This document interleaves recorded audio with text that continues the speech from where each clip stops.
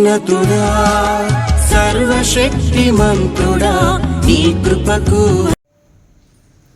పితా పుత్ర పరిశుద్ధ ఆత్మనామమున ప్రభునందు మిక్కిలి ప్రియమైన సహోదరి సహోదరులారా, ఈనాటి ధ్యానాంశం కృతజ్ఞత. కీర్తన 100:4 కృతజ్ఞతాస్తుతులతో ఆయన మందిర ద్వారంలోను అడిగేడు అన్నట్లుగా మానవ జీవితంలో దేవుడు అనేక మేలులు కుమ్మరిస్తున్నందుకు మనం నిరంతరం దేవునికి కృతజ్ఞతలమై ఉండాలి. ఈరోజు ఈ కృతజ్ఞత భావన నానాటికి మనుషుల్లో కనుమరుగైపోతుంది. అందుకొరకే మనం చూసినట్లయితే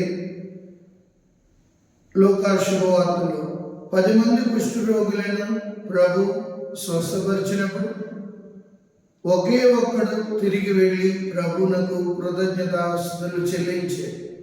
అందుకే ప్రభు అడిగారు, మిగిలిన 9 మంది ఏడి అని. సో దేవుడు అనేక మేలులు మనపై కుమ్మరిస్తున్నప్పుడు మనం ఏ రీతిగా దేవుని కృతజ్ఞులమై ఉన్నామో, మొట్టమొదటగా మానవ జీవితం అనే ఉత్కృష్ట జీవితాన్ని దేవుడు మనకిచ్చినందుకు కృతజ్ఞులమై ఉండాలి. రెండవదిగా దేవుడు నిన్ను నన్ను మనందరినీ తన బిడ్డలుగా చేసినందుకు కృతజ్ఞులమై ఉండాలి. దేవుడు మనకు అనేక అనుగ్రహాలు నిరంతరం మనపై కుమ్మరిస్తున్నందుకు దేవునికి కృతజ్ఞతాస్తుతులు చెల్లించాలి. ఎప్పుడైతే ఏ మానవుడైతే దేవుని కృతజ్ఞతలు కలిగి ఉంటాడో ఆయన దేవుని యొక్క దీవెనలు పొందుకుంటాడు. 10 మంది కుష్ఠరోగం స్వస్థపరిచిన ఒక్కడే వెళ్ళి కృతజ్ఞత చెప్పినందుకే ప్రభు ఆయన అంటున్నారు, మిగతా 9 మంది ఎక్కడ? ఈ విదేశీయుడొక్కడైనా, ఈ సమరీయుడొక్కడైనా వచ్చినదని ప్రభు అడుగుతున్నారు. అదే రీతిగా మనం ఎన్నెన్నో మేలులు దేవుని నుండి పొందుకుంటున్నాం. ఆ పొందుకున్న మేలులకి దేవునికి కృతజ్ఞతలు చెల్లించగలుగుతున్నామా? ఒక ఉద్యోగం లేకపోతే ఉద్యోగాన్ని దేవుడు ఇస్తున్నాడు, వివాహం లేకపోతే వివాహం జరుగుతుంది. దేవుడు అనేక మేలులు మనకిస్తున్నాడు. చక్కని ఇల్లు నిర్మించుకోవడానికి, చక్కని మేడలు కట్టుకోవడానికి. అదే రీతిగా ప్రభు అనేక మేలులు నిరంతరం తన బిడ్డలపై కుమ్మరిస్తున్నందుకు నేను అనుదినము కృతజ్ఞులమై జీవించగలుగుతున్నామా? ఎప్పుడైతే కృతజ్ఞతలు చెల్లిస్తామో దేవుడు ఎంతగానో ఆనందిస్తుంటాడు. కృతజ్ఞత చెప్పడం అనేది మన గురుతర బాధ్యత.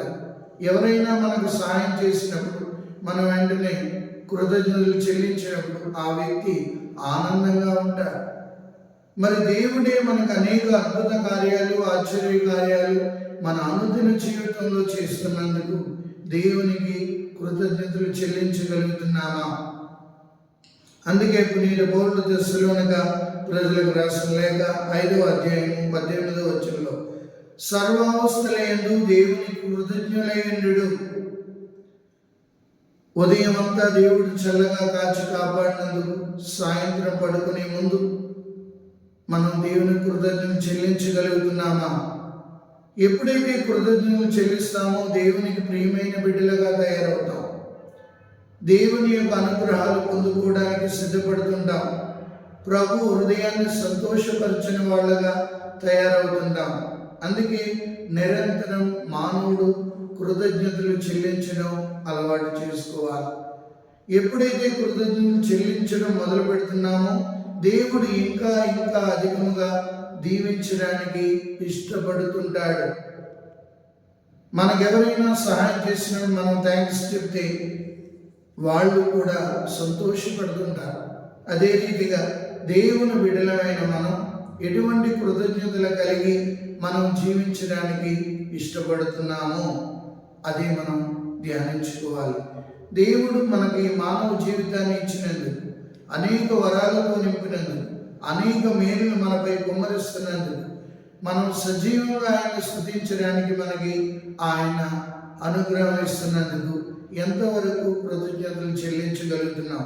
అందుకే కీర్తన 103:1-2 వచనాల్లో నా ఆత్మమా ప్రభుని స్తుతింపు, నాలోని సమస్త శక్తులారా అతని పవిత్ర నామం కనపరచు, అతను చేసిన ఉపకారములు వేరేనే మరొకము అంటాడు కీర్తనకారుడు. నిజమే, జ్ఞాన స్నానం పొందుకున్నాం, పాప సంగీతం చేస్తున్నాం, దివ్య సత్ప్రసాదంలో ఉంటున్నాం, అనారోగ్యంగా ఉన్నప్పుడు రోగుల అభ్యంగనం ద్వారా స్వస్థత పొందుతున్నాం, తరువాత జ్ఞాన వివాహం పొందుకుంటున్నాం. ఇలాగ అనేక 6 దేవద్రవ్యానుమానాలు మనం పొందుకుంటున్నాం. ప్రతి ఆదివారం దేవుడు మనల్ని దీవిస్తూనే ఉన్నాడు. ప్రతిరోజు ఆయన మనల్ని కంటికి రెప్పలా కాచి కాపాడుతున్న ప్రభువునికి నిరంతరం కృతజ్ఞతాస్తుతులు చెల్లిస్తూ దేవుని బిడ్డలమని మనం నిరూపించుకున్నాం. కావున మనం నిరంతరం కృతజ్ఞతాస్తుతులు చెల్లిస్తూ దేవుని ఆరాధించే బిడ్డలుగా, దేవుని ప్రేమించే బిడ్డలుగా మనం ఆ ప్రభుని యొక్క ప్రియమైన బిడ్డలుగా నిరూపించుకున్నాం. ఆ ప్రభు మిమ్మందరినీ దీవించి కాచి కాపాడునుగాక. పిత, పుత్ర, పరిశుద్ధాత్మ నామమున ఆమేన్.